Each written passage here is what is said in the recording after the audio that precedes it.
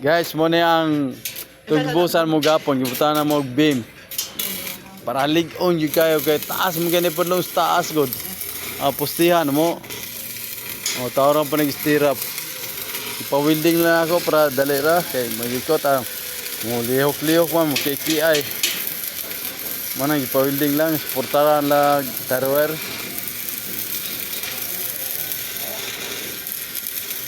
Kaya pag manan ni forma na yun, then buhos. Kaya pag magbuhos, pile din mag-easy.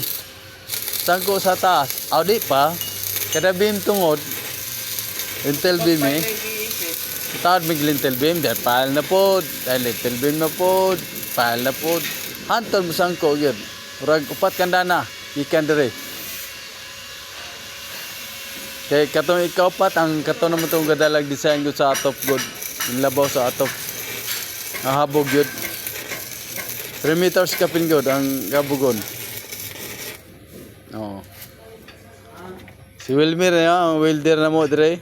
Ano yung kinakosga na mong welder? Wilmer Mananding, just call my name. Just call my name. Sige.